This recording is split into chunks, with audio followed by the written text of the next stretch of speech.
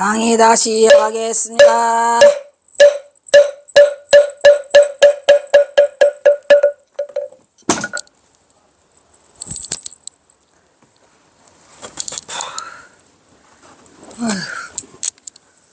뭔 얘기하다가 밥 먹으러 갔냐?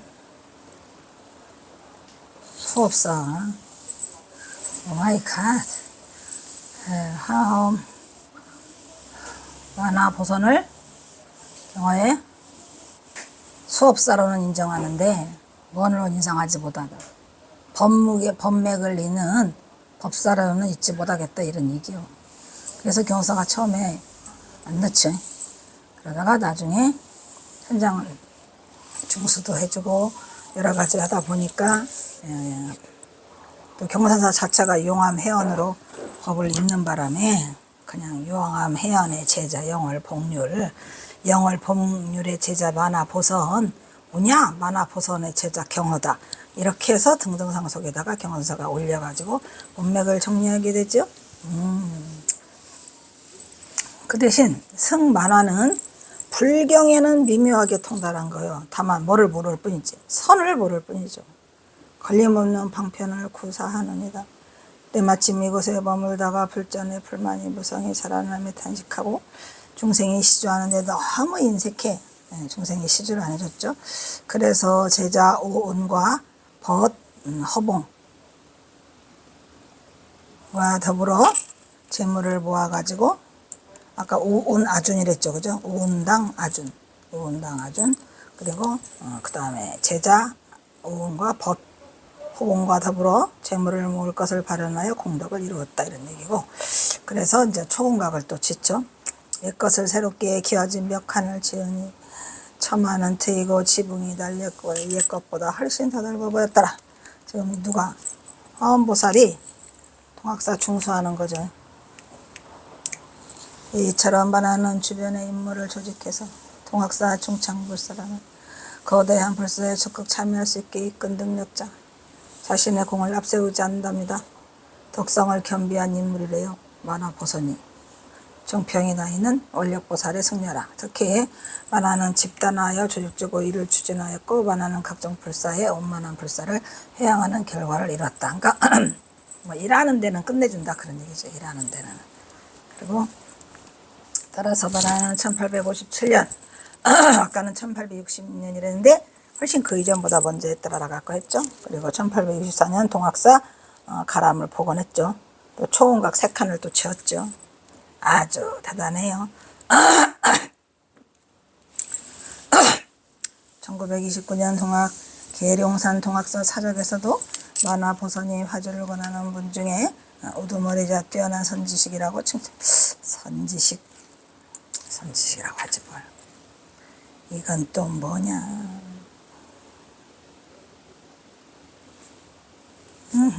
자세히도 써놨어. 갑자해를 맞이하여 만화의 아름다운 자치에 힘입어 옛것은 윤인하고 집은 산세에 어울리고 아까 저쪽 초원각도 짓고 뭐도 준다 그랬지 아까? 불심은 하늘의 뜻과 통했다.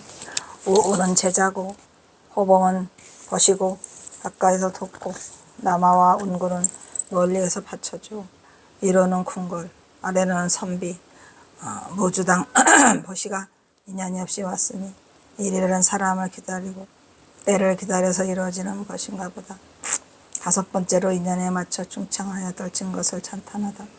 만화는 금강산성으로 이름이 보선인데 화주를 권하는 분 중에 우두머리고 뛰어난 선지식으로 우는 제자이고 운구와 남아 호봉은 모두가 만화와 법형제간이더라.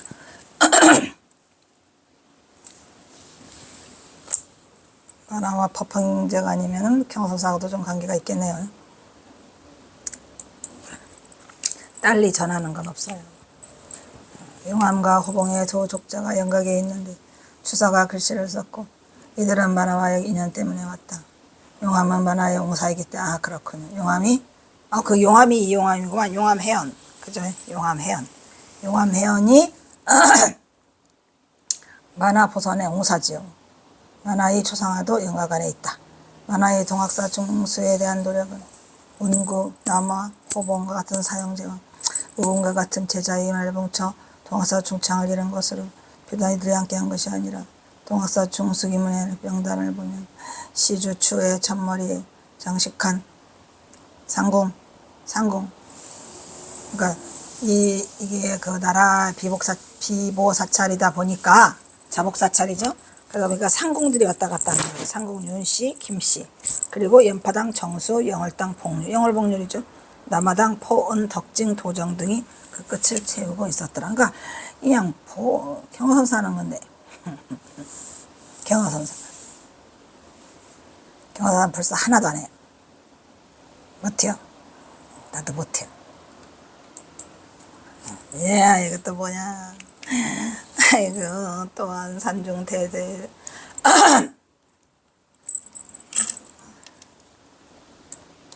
있는 대로 이름을 다 써놨네. 산중대 덕질은 뭐예요? 시주자. 얘는 연파당 정수, 정담당 일원이, 하남당 정일. 여기서 하남당 정일은 하남은 아니죠. 정일이가 아니죠. 이 정일이라는 스님이 강석주 스님이 정일인데, 정하당 명은, 영월당 복률, 성월당 원익, 경송당 성호가 있나봐요.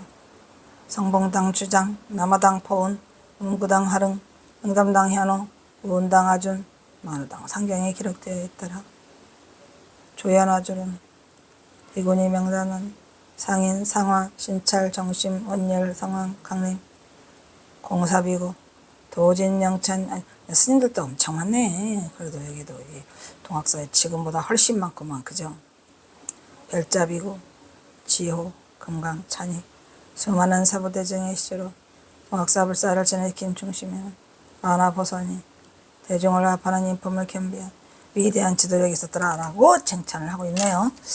만화보선에 대한 게 아주 잔뜩 있구만.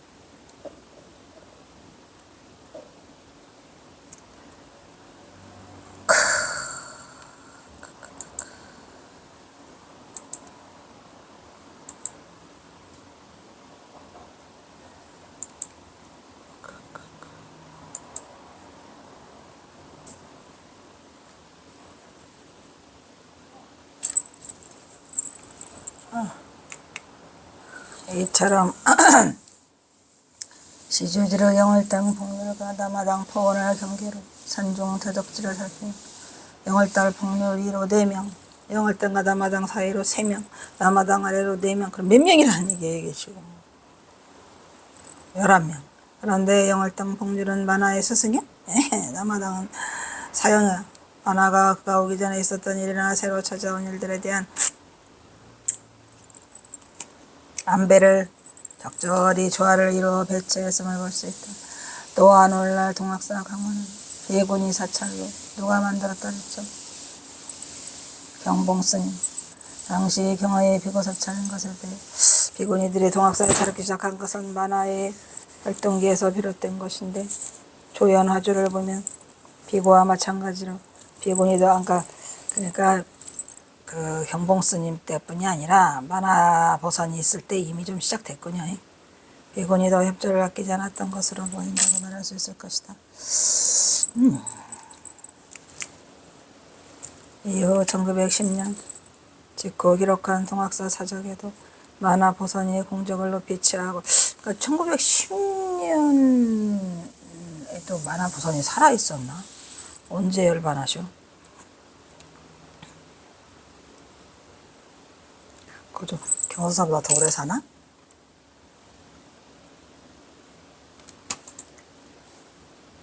에이? 한번 볼까? 경서사보다 더 오래 살 수도 있겠네.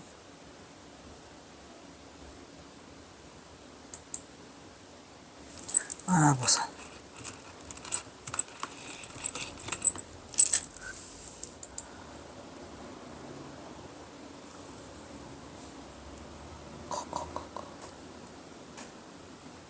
아예 나오지도 않아. 이래가지고서야 무슨 어이가 없죠? 안 나와요. 요즘에 진짜로 이래갖고서야 되겠어요. 옛날에는 막 스님들 이런 거 하면 막 다 나왔는데, 안타깝죠. 여기도 그냥 만화스님 치니까 그 만화보선은 안 나오고 오대산 월정사에 있는 만화스님만 나오는 끔찍하다. 안 나와.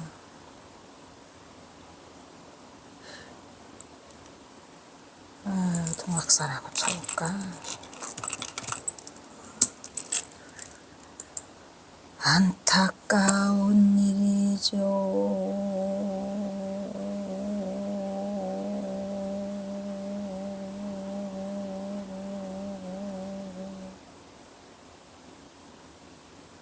세상에. 아예 안 나와.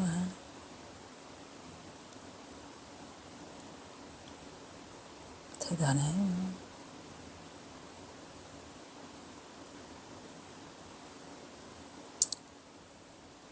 대단해요. 안 나와.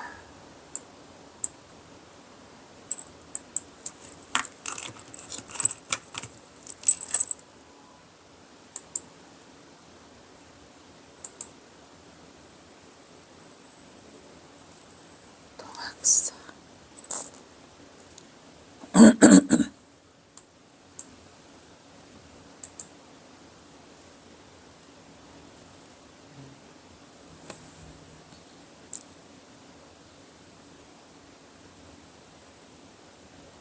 헐. 세상이 다 이상해졌다.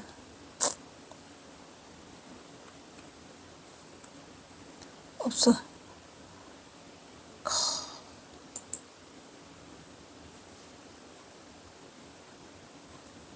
저 이럴 수가 있지.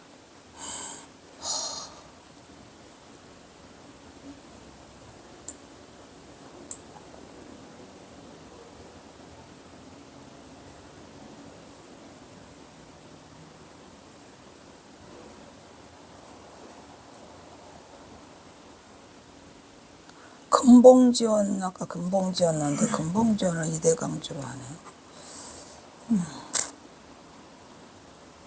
동스님을 4대고 만호상경을 5대로 해.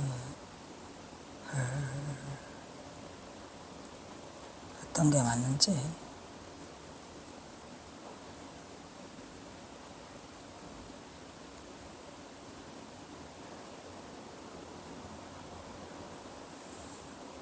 롯데학장스님 안 나와요. 안타깝다. 어쨌든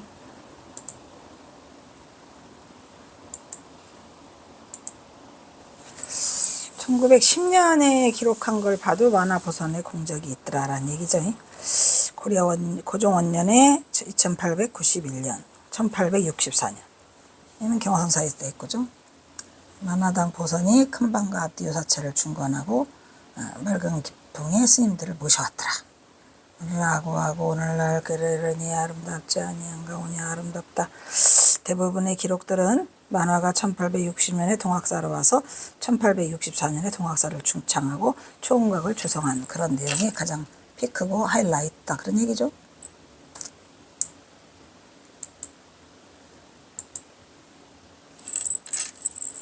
(62년이라고) 나오네. 경호가 만화보선을 동학사로 건너온 것은 1862년. 이때는 이 만화보선이 추진하는 공사가 계속 진행 중이었고 만화의 제자 아준이 1857년 사미스님의 자격으로 기릉선 동학사 지장개설을 짓고 이러한 것은 만화의 중창불사가 이미 1857년에 시작됐다는 걸 알 수 있고 동학사 6대 강주 초월 동주 6대 강주 5대 강주가 만호당 상경이라고 되어 있어요. 4대 강주가 동은스님이고 3대 강주가 경원스님이고 2대 강주가 금봉초월 그리고 1대 강주가 만호상경 이렇게 되어 있네. 동학사에서 발표한 거는 그렇게 되어 있어요. 결과적으로 만화협적을 정리해보면 1857년에 교사가 청가사 출가할 때죠. 만화의 제자되는 원아준이 동학사에서 지정기를 주관했고 1864년에 봄에 금강사에 있던 만화보선이 제자인 원아준과 호봉등과 함께 와서 그때 1864년에 멀졌더라. 정각 40칸 짓고 초음각 2칸 짓고 이랬던 얘기죠. 그리고 1904년에는 1904년 내는 숙모전의 이름을 바꿨다. 그리고 숙모전과 부속 건물이 증축되고 사회법원으로 숙모회가 알달됐다. 이 숙모회가 되는 그거예요. 사륙신들. 경화의 동학사 수행. 9살에 경기도 의왕시청 계사에서 계열을 은사로 출마했는데 14살에 계룡산 동학사로 건너고 만화 보산의 강배 밑에서 대소선 경전과 육아 도가 경전을 섭렵했고 계룡산 동학사의 만화 강배 밑에서 불교 경론을 외웠고 9년 동안 건넌 불교 일대 시계뿐 아니라 논어명대 대학 중형모 시경 서경역경 5만가를 탑이었답니다. 경화는 14살에 계룡산 동학사로 들어가 만화 강박 밑에서 대소선 경전과 유교 도가의 경전을 섭렵하고 내전을 배우면서 드디어 경화는 그가 올바로 전제성을 발휘하며 자신의 재주를 드러냈다. 이것이 바로 경화성어의 본래 면목이었다고 할 수 있을 것이다. 천재성을 드러내는 거죠.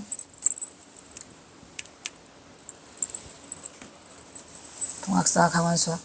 경화는 당시 권하문대의 제일 튼실하고 불린 만화부산의 문화에서 불교 경화의 기본적 체계인 일대 시교를 수료했고 이때 경화는 권분리와 장문에 통하였고 경전의 교의를 깊이 탐구하는 안목도 갖추게 되고 훗날 그의 설법과 선시 그리고 여러 시문들에 보이는 심원하고 유정한 문체와 내용들은 모두 이 시기의 수업에서 그가 거침된 것으로 보인다. 따라서 이러한 경화의 문정력과 대외적인 식견은 계룡산 동학사에서 만화 강맥을 만난 경화가 예술가 성으로서의 경학을 익히기 시작했다고 말할 수 있다. 동학사에서 경화의 공부하던 모습을 하나문 선사 경화성 행정에서 다음과 같이 표현하고 있다. 경화선사가 태도를 성취하는 선승이 되기 전에도 공부를 무지하게 많이 했던 것 같아요. 머리도 좋고 능력자니까. 그래서 이제 경화선사가 많은 박박사지, 박박사, 그지? 대석학의 문장가에 그러한 걸 했던 것 같아요. 경화의 연구에서로운 기상을 보고 기뻐하여 붙들어 가르치니 누가? 만화 강백이 경화선사가 14살짜리가 너무 잘하니까 이뻐가지고 이뻐 좋아 붙들어서 가르쳐 몇 달이 안 되어 문장을 잘 구사하고 교의를 토론하며 일과의 경서를 다 외워 바치고는 하루 종일 잠만 자. 왜 잠만 자지? 그 이튿날 강론할 때 물어보면 다 알아. 그 뜻을 모두 해석하는 것이 마치 장족을 쪼개고 촛불을 켜는 것과 같이 똑같이 밝았다 이런 얘기죠. 강사가 잠이 많은 것을 꾸짖고 그 재주를 시험하려 하여 특별히 온갖경 가운데 소초까지 5, 6당 내지 10여 장 일바로 정해주어도 여전히 잠만 자. 다 외워. 대중들이 모두 놀랐죠. 이거를 미중의 일이라 했죠. 미중요. 안용자서랑 경화집의 약보에서도 공부를 하는데 한가하지도 않고 바쁘지도 않게 남보다 10배 100배 앞서서 일했다라고 표현했다. 그리고 이렇게 적었다. 좀 특별하신 분이었던 것 같죠. 특별하신 분. 강원을 졸업한 경화는 이후 동학사뿐 아니라 영남과 호남과 강원에 두루 참석하여들이 중요하죠. 그러니까 동학사에서만 한 게 아니고 여러 곳을 그 발을 넓히기 위해서 여러 강원을 다녔답니다. 경화의 학문은 날로 일치했잖아요. 경월론 3장뿐이 아니라 유학과 전도장까지도 정통하지 않은 곳이 없었고 그의 전성이 소탈해서 활달하여 거꾸로 꾸밈이 없는지라 무더운 여름에 경을 볼 때 대중들이 모두 옷을 입고 정조하여 땀을 이기지 못하는데 경은 혼자서 옷을 벗어버리고 대연히 형상과 거동의 마음을 쓰지 않으니 일자강사가 보고 문인들에게 말하였다. 여기서 말하는 일자강사는 아마 거기 동학사에 경화선사 있을 때 당시의 강사 아닐까. 참으로 대승법기로다. 너희들은 도저히 미칠 수 없는 애야. 아이고. 비로소 경화는 이러한 9년 과정의 강원 수업을 우수한 성적으로 마치고 1871년 그해 바로 강사의 실력으로 자격으로 강원의 강백으로서 학생을 지도하는 실력을 갖추게 됐던 것이다. 경화는 도를 이루기 전이나 도를 이루니 끝없이 잠만 잤어요. 이런 경화를 못마땅하게 여긴 바는 그의 재주를 남고 온갖 경화 남성을 되게 싫어하고 자였다. 그러나 경화는 여전히 잠만 자 마침없이 암송하니 대중은 미중이라고 감탄하고 말았죠. 이 일을 계기로 경화의 재주와 명성이 더욱 높아지고 널리 퍼지게 되었다. 김태읍작 인간경화 경화의 달대 평사는 경화가 온갖 경화 남성을 하는 신양 환경을 적고 있죠. 거기도 적어져 있어요. 뭐라고? 대사는 강당에 나가서 사교를 보고 시작하였는데 너무도 제조가 스승하여 제조가 스승하여 대사와 더불어서 같이 볼 자가 없어서 당연할 자가 없다 이런 얘기죠. 그러므로 대사는 밤낮으로 자는 것이 일과야. 뭐가 일과야? 자는 게 일과죠. 밤낮으로 자자. 밤낮으로 애쓰고 보는 사람보다 나은 거로 누가 말할 수도 없었다. 어느 때는 온각경을 볼 때인데 역시 잠만 자고 대중의 규범을 보이지 않는 거로 굴실화상. 여기도 이 굴실화상 아까 일자화상이 다 그때 당시로 강백이었던 것 같아요. 굴실화상이 대사의 제조를 실험하기 위해서 온각경을 10여 장이나 정해서 복강을 시키게 했는데 다 외워? 잠만 잤어요. 당연히 그날에 잠만 자고 보지 않았죠. 그런데 그 이튿날에는 대사 혼자서 다 암송해가지고 독장을 치고 마는 거죠. 그러므로 대사의 제명은 이때부터 더욱이 높아지게 되었더라.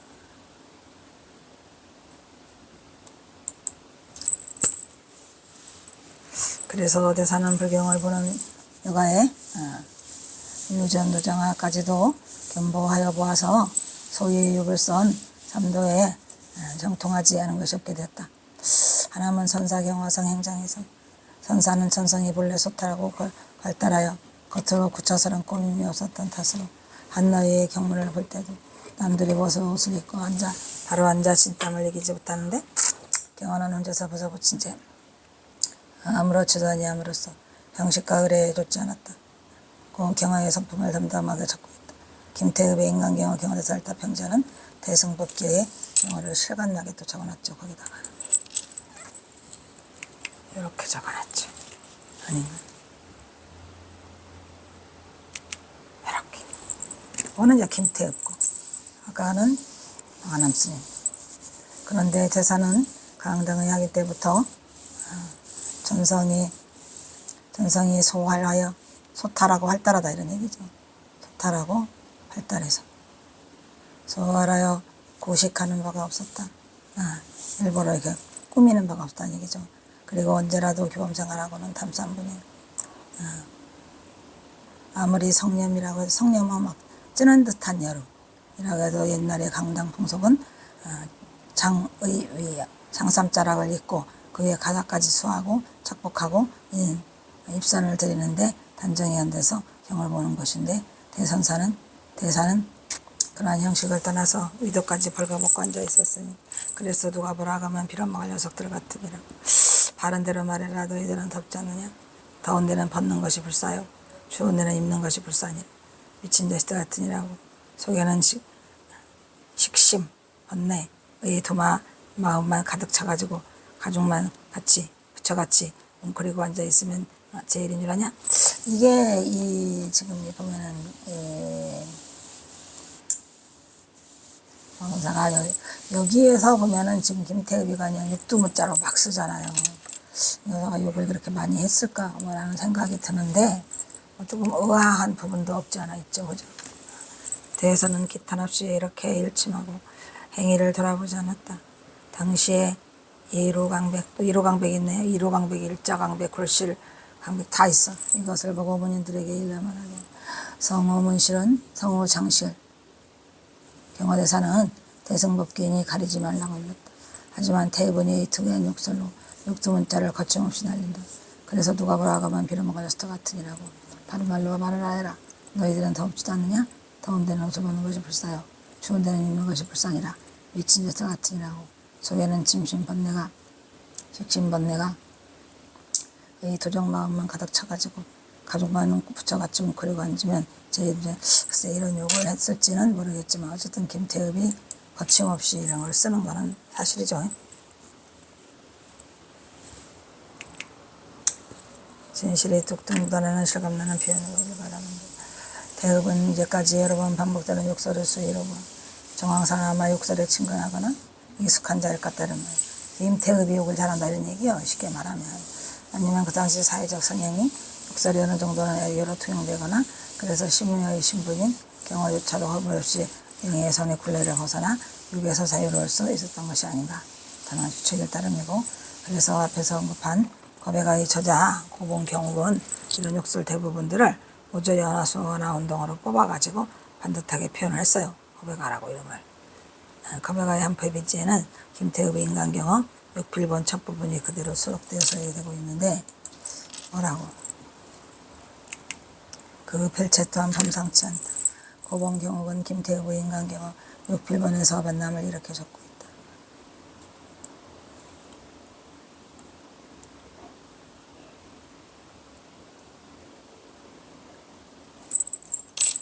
이게 맞나?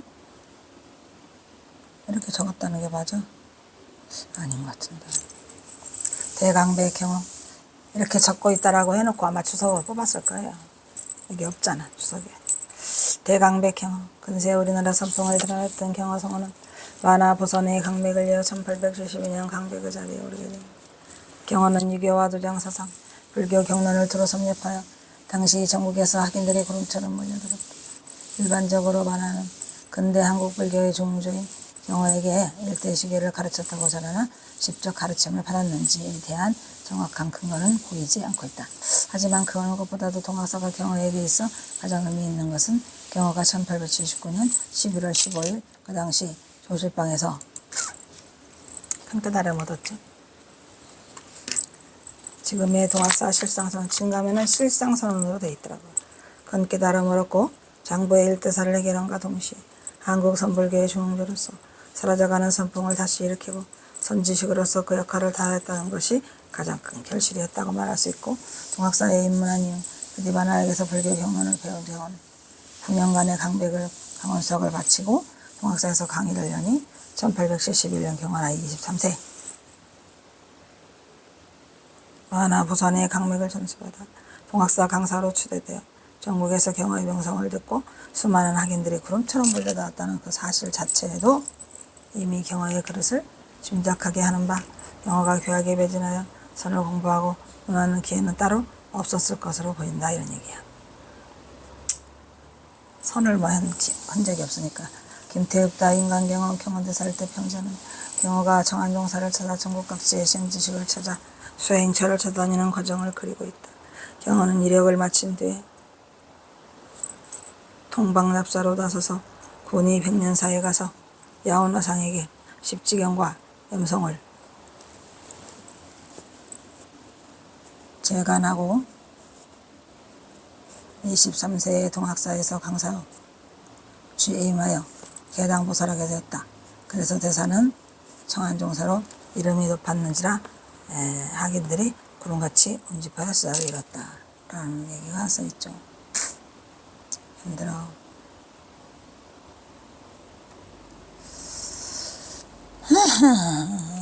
힘들어하고 내 먹겠어.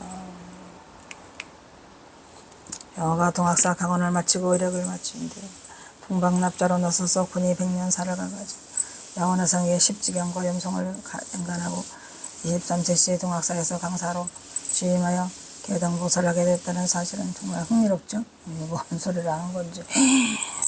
야원화상이 또 나와요, 여기. 군이 백년사. 그래서 군이 백년사를 갔는데 없어요. 그리고 중창불사한다고는 하더만. 왜냐하면 경어의 이러한 이력을 기록하고 있는 것은 이거 금태읍의 인간경어 평전뿐이고, 군이 백년사에 가서 야원화상에게 십지경과 염송을 재간하였다는 기록은 강백의 자격을 유지하는데 노력했음을 알 수 있을 것이라고 본다. 글쎄. 어쨌든 백년사를 갔다는 거. 군이 백년사. 대단하죠. 없어요, 지금. 복원하면 좋겠어요. 그래서 경어는 총한종사로 이름이 높았다고 하는 것으로도 경어가 강백의 자질을 갖추고 그런같이 운조해봐야 저자를 이뤘다고 볼 수 있는데, 경어는 이때까지만 해도 선을 공부하려는 의지가 전혀 없었던 것으로 보이고 교학을 중심으로 수학을 하였다고 말할 수 있다. 의디바란에게서 불교 경론을 배운 경어. 그렇죠. 1949년에서 9년간의 강원 수학을 마치고 1871년에 동학사에 강의를 열었고 1879년에 깨달음을 얻었고 1871년에 23살 때에 만화 보선의 강맥을 전수받아 가지고 대중의 동학사 강사로 추대되니 전국에서 스님들의 명성을 듣고 수많은 학인들이 구름처럼 몰려들었더라, 그런 얘기죠. 이처럼 말하는 그런 경어를 대승의 법규로 인정해. 뭐냐 인정해.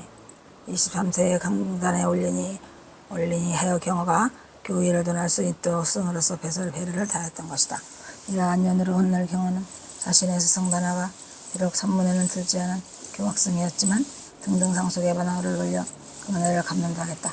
만화와 경험이 역대 강주들은 를 거쳐 1954년 제11대 강주 경복용국 용자, 아까 용자는 이용자 아니었는데 이용자도 쓰긴 쓰더만 에 의한 비구니 불교 전문 강원의 개원으로 이루어지게 되었더라. 경복용국.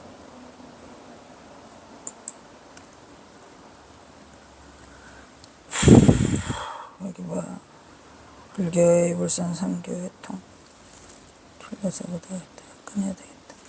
여기서 끊도록 하겠습니다.